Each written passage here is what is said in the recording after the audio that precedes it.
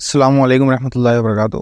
فیض بھائی، ہمارا یہ سوال تھا کہ بیٹ لگانا یا شرط لگانا، فار ایگزامپل کہ یہ ٹیم جیت گئی تو مطلب کہ آپ کو یہ پیسے ملیں گے، تو یہ پیسے دینا اور لینا کیسا ہے؟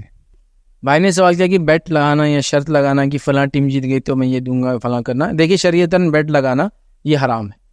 کسی چیز پر انعام رکھنا وہ حلال ہے۔ انعام مطلب یہ کہ دو لوگ کھیلیں گے، جو جیتیں گے اس کو میں 100 روپے انعام دوں گا، تو یہ انعام ہوا، ٹھیک ہے؟ تو یہ تو ایک الگ بات ہے۔ لیکن بیٹ لگانا، شرط لگانا، یہ شریعتاً جائز نہیں ہے۔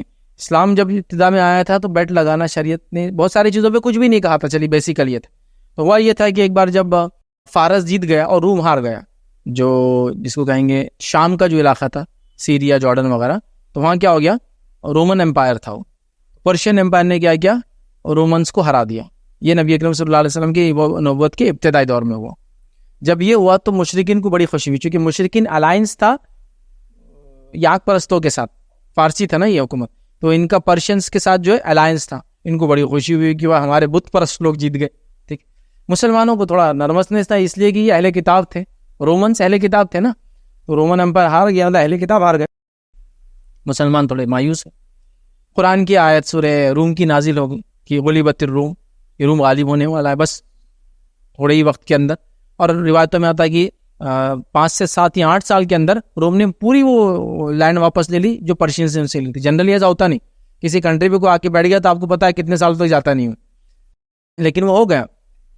جب یہ آیت نازل ہوئی، ابوبکر صدیق گئے مشرکین کے پاس اور کہا کہ میری تم سے 100 اونٹوں پر شرط کہ یہ اتنے دن میں، جو قرآن نے کہا تھا اتنے دن میں واپس روم جیت جائیں گا۔ اب وہ یہ کہ جب وہ شرط لگا لیے تو وہ دور جہالت کا تھا، وہ ابتدائی دور تھا، اس میں اتنا وہ نہیں تھا۔ جب وہ ہو گیا ختم، تو جب اسلام آ چکا تھا، شرط لگانا حرام تھا تب۔ تو اب چونکہ وہ شرط لگ گئی تھی، چونکہ روم غالب آ گیا اور ابوبکر صدیق جیت گئے، تو وہ آیا کہ کہا تم تو جیت گئے ہو۔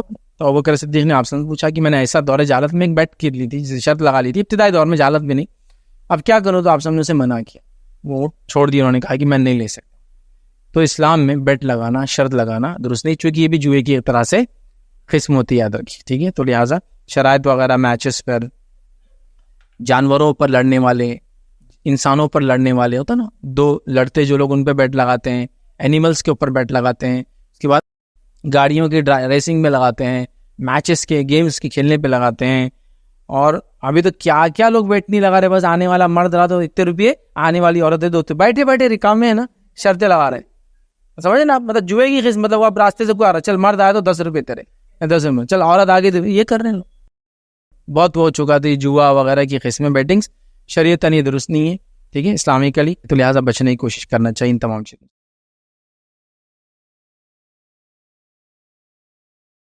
السلام علیکم، آپ بھی ہمارے اس کام میں تعاون کریں اپنی زکات و صدقات کے ذریعے۔ ڈونیشن ڈیٹیلز کے لیے ڈونیٹ اس پر کلک کریں۔ اگر آپ کو ہمارے ویڈیوز پسند آئے ہیں تو اسے شیئر کریں اور ثواب کے حقدار بنیں۔ روزانہ ہمارے ویڈیوز کو پانے کے لیے ہمارے یوٹیوب چینل کو سبسکرائب کریں اور بیل آئکن دبائیں۔ ہم سے دیگر سوشل میڈیا پر جڑنے کے لیے ویڈیو میں دیے گئے آئی ڈیز کو سرچ کریں۔ جزاک اللہ۔